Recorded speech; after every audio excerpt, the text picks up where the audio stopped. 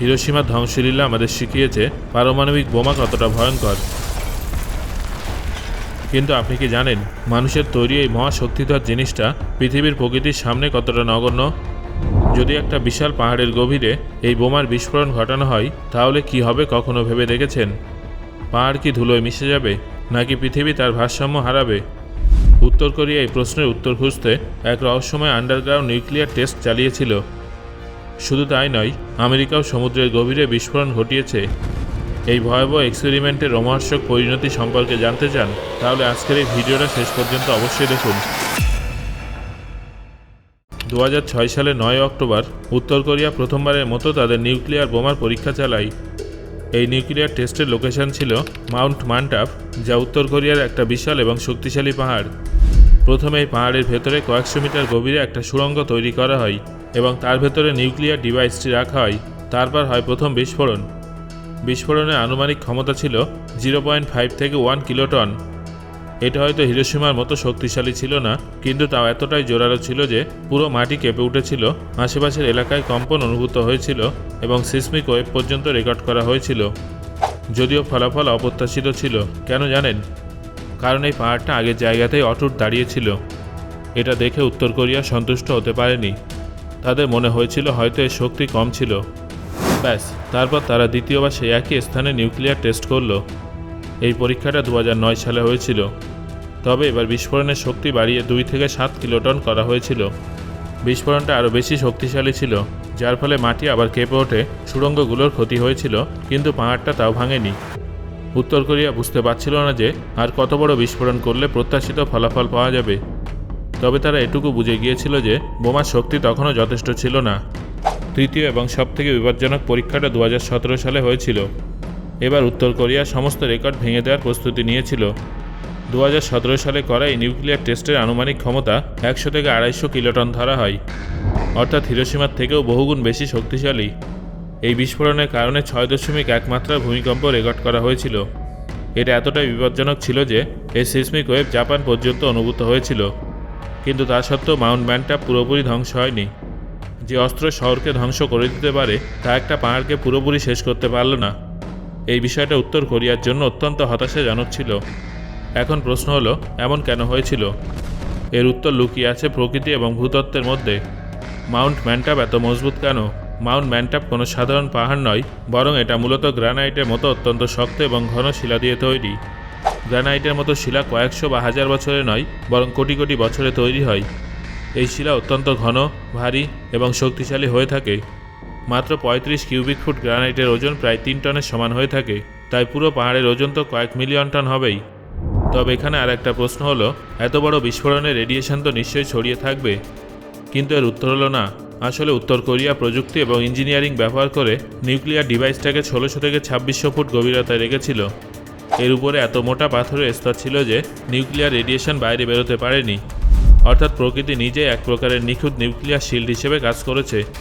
পাহাড় সেই শক্তি এবং রেডিয়েশন শুষে নিয়েছিল। যদিও তার মানে এই নয় যে পাহাড়ের কোনো ক্ষতি হয়নি। এই বিস্ফোরণগুলোর ফলে পাহাড়ের ভেতরে ফাটল ধরেছে, শিলাগুলো দুর্বল হয়েছে, কিছু জায়গায় মাটি ধসেও গিয়েছিল। বেশ কয়েকজন চীনা বিজ্ঞানীদের মতে যদি এই ধরনের পরীক্ষা একটানা চলতে থাকতো তাহলে এই পুরো পাহাড়টা একদিন ভেতর থেকে ধসে পড়তে পারত। কিন্তু তাদের সহ্য শক্তি মানুষের কল্পনার থেকেও অনেক বেশি হয়ে থাকে।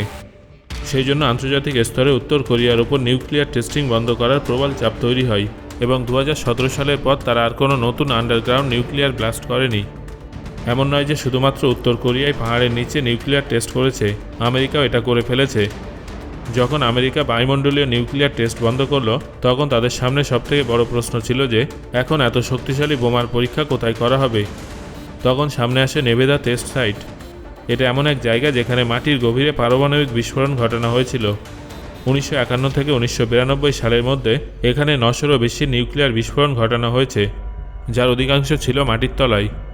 এই বিস্ফোরণগুলো পাথরের মধ্যে গভীর ফাটল তৈরি করেছিল, তাদের কাঠিন্য কমিয়ে দিয়েছিল এবং অনেক জায়গায় মাটির ভেতরে বড় বড় গহ্বর তৈরি করে দিয়েছিল। কিন্তু তা সত্ত্বেও কোনো অনিয়ন্ত্রিত বিস্ফোরণ কিংবা ভূপৃষ্ঠে কোনো ধ্বংসাত্মক বিস্ফোরণ এইসব কিছুই হয়নি। কারণ সত্যি এটাই যে প্রকৃতি মানুষের তুলনায় অনেক বেশি শক্তিশালী। যে নিউক্লিয়ার বোমা আস্ত শহর ধ্বংস করে দিতে পারে সেগুলো পৃথিবী এবং পাহাড়ের সামনে একটা পিঁপড়ের থেকেও ছোট প্রমাণিত হয়েছে। মানুষ যে কেবল পাহাড়ের মধ্যে নিউক্লিয়ার টেস্ট করেছে তা কিন্তু নয়, এই পরীক্ষা সমুদ্রের গভীরে হয়েছে। যদি পাহাড়ের শক্তি আপনাকে অবাক করে থাকে তাহলে জেনে রাখুন যে সমুদ্র তার থেকেও অনেক বেশি ভিন্ন, রহস্যময় এবং শক্তিশালী। 1955 সালে একটা অত্যন্ত বিপজ্জনক পরীক্ষা করা হয়েছিল যাকে বলা হয় অপারেশন উইগওয়াম। এই অপারেশনের অধীনে উত্তর প্রশান্ত মহাসাগরে 30 কিলোটনের একটা নিউক্লিয়ার বোমা সমুদ্রের জলে প্রায় 2000 ফুট গভীরতায় বিস্ফোরণ ঘটিয়েছিল। এখন আপনি হয়তো ভাবছেন যে এত বড় বিস্ফোরণে নিশ্চয়ই সমুদ্রের উপরিভাগে ভয়াবহ ধ্বংসলীলা দেখা গিয়েছিল, কিন্তু বাস্তব চিত্র ছিল সম্পূর্ণ ভিন্ন। এত শক্তিশালী বিস্ফোরণ সত্ত্বেও কোনো মাশরুম ক্লাউড দেখা যায়নি, এমনকি সমুদ্রের উপরিভাগে কোনো বড় ধ্বংসলীলাও নজরে আসেনি। ওপর থেকে দেখে মনে হচ্ছিল হালকা ঢেউ খেলছে, যেন কিছুই হয়নি। কিন্তু এর মানে এই নয় যে নিচে কিছুই ঘটেনি। সমুদ্রের ভিতরে অত্যন্ত উত্তপ্ত গ্যাসের বুদবুদ তৈরি হয়েছিল, যা বারবার প্রসারিত এবং সংকুচিত হচ্ছিল। প্রত্যেক 2-3 সেকেন্ডে প্রচণ্ড প্রেশার ওয়েভ তৈরি হচ্ছিল।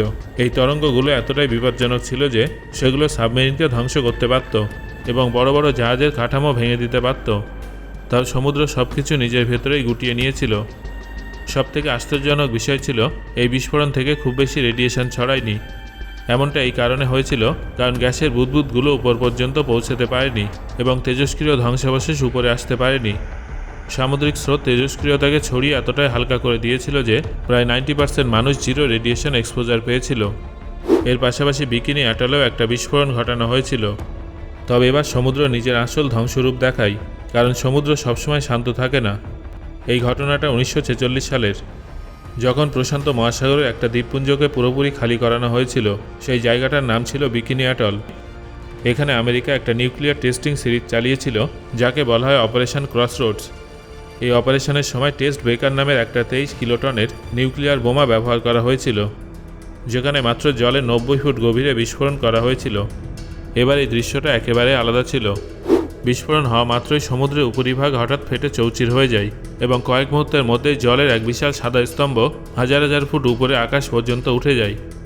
এটা কোনো সাধারণ ঢেউ ছিল না, বরং জল, বাষ্প, কাদা এবং সমুদ্র তলদেশের ধ্বংসাবশেষের একটা বিশাল স্তম্ভ ছিল, যা আশেপাশে দাঁড়িয়ে থাকা যুদ্ধ জাহাজগুলোকে নিজের শকওয়েভের মাধ্যমে কাঁপিয়ে দিয়েছিল। যেখানে অপারেশন উইগওয়ামে সমুদ্রের জল বিস্ফোরণটাকে প্রায় লুকিয়ে ফেলেছিল, সেখানে বিকিনি অ্যাটলে সে নিজের র ডিস্ট্রাকশন পাওয়ার দেখিয়ে দিয়েছিল। এই ঘটনায় জলের দেয়াল তৈরি হয়েছিল, একাধিক জাহাজ উল্টে যায় এবং অনেক জাহাজ ডুবে যায়। সবথেকে ডেঞ্জারাস জিনিস ছিল রেডিও অ্যাক্টিভ সমুদ্রের জল, যা বিস্ফোরণের পর সম্পূর্ণ লেগুন এলাকায় বৃষ্টি হয়ে ঝরে পড়েছিল। অর্থাৎ এবার সমুদ্রের জল বিস্ফোরণটাকে নিজের মধ্যে শুষে নেয়নি, বরং তাকে হাজার হাজার টন জলের সাথে আকাশে ছুড়ে দিয়েছিল। কিন্তু আসল ধ্বংসলীলা এর পরেই শুরু হয়েছিল। সম্পূর্ণ এলাকা রেডিও অ্যাক্টিভ ফল আউট দ্বারা ঢেকে গিয়েছিল। বাতাস, জল এবং মাটি সব কিছুই দূষিত হয়ে পড়েছিল। এমনকি খাবারের মধ্যেও রেডিও নিউক্লাইড পৌঁছে গিয়েছিল, যার ফলে সেখানে বসবাস করা বিপজ্জনক হয়ে উঠেছিল। তবে সময়ের সাথে সাথে তেজস্ক্রিয়তা ধীরে ধীরে কমতে শুরু করে। প্রকৃতিও ধীরে ধীরে নিজেকে সারিয়ে তুলতে শুরু করেছিল। বর্তমান সময়ে লেগুনের জল অনেকটাই স্বাভাবিক হয়ে গেছে। প্রায় 70% সামুদ্রিক বাস্তুতন্ত্র পুনরুদ্ধার হতে দেখা গেছে। প্রকৃতি আরও একবার প্রমাণ করে দেয় যে সে নিজেকে ঠিক করতে জানে। এটাই প্রকৃতির সবথেকে বড় শক্তি। মানুষ যতই ধ্বংসলীলা চালাক না কেন, প্রকৃতি ধীরে ধীরে পুনরায় জীবন সৃষ্টি করতে জানে। সো বন্ধুরা, আজকের এই ভিডিওতে আলোচিত তথ্যগুলো আপনার কেমন লাগলো সেটা অবশ্যই কমেন্ট করে জানাবেন। আর এই ঘটনা দুটো কি আপনি আগে থেকে জানতেন সেটাও জানাবেন। ধন্যবাদ।